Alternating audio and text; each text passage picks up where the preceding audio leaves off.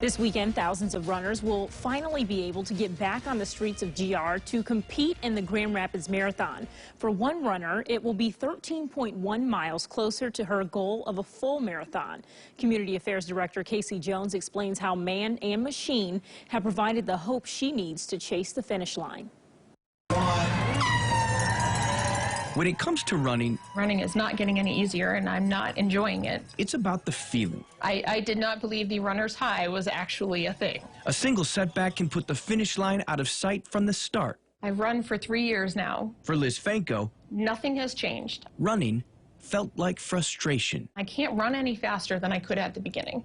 I can't breathe any better. I still can't run a mile without stopping. Like, nothing has changed. Frustration from thousands of training miles, dozens of 5Ks, 10Ks, and half marathons stuck in the same spot. I didn't own a scale for years because I didn't want to know what it said, and we don't have mirrors in our house because I didn't want to see.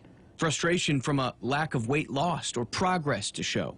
Because I've pretty much been in the obese or morbidly obese category since I was 18 years old. But it was frustration that sent her looking for change, and what she found that changed everything. I wanted to just see what it would feel like to run weighing like 100 pounds less than I did. I wanted to see if I would enjoy running if I weighed my ideal weight. All right, so now we're going to calibrate. I wouldn't have believed that I could enjoy running without the Ultra G.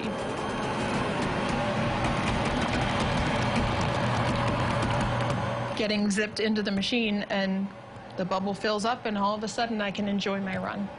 There's nothing to compare that feeling to. Fanco found Mary Freebed's Sports Performance Lab and Todd Buckingham. She is one of the most determined people I've ever met. He showed her the Ultra G.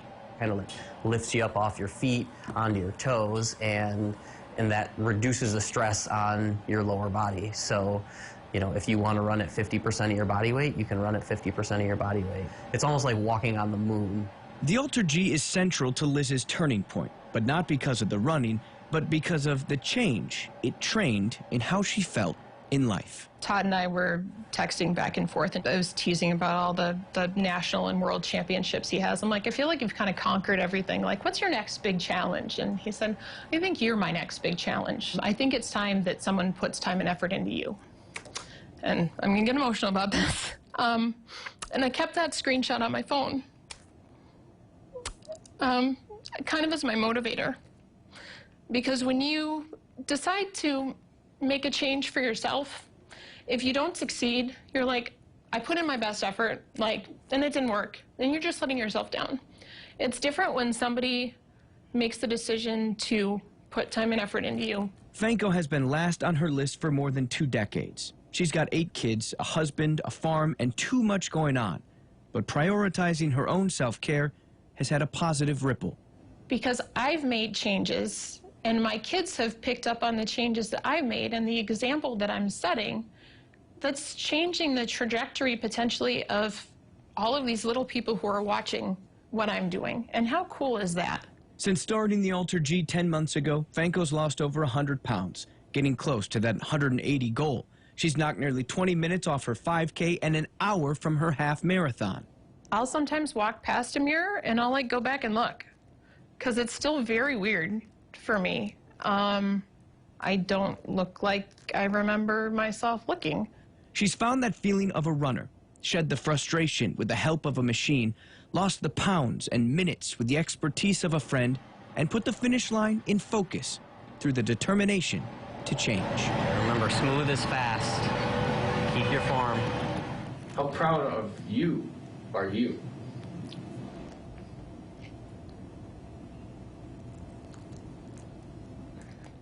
Really, really proud of me.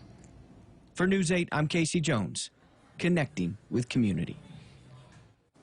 After her half marathon on Sunday, Liz will shift her focus to the New York City Marathon in November, her first marathon, where she'll run with Team World Vision to help end the global water crisis.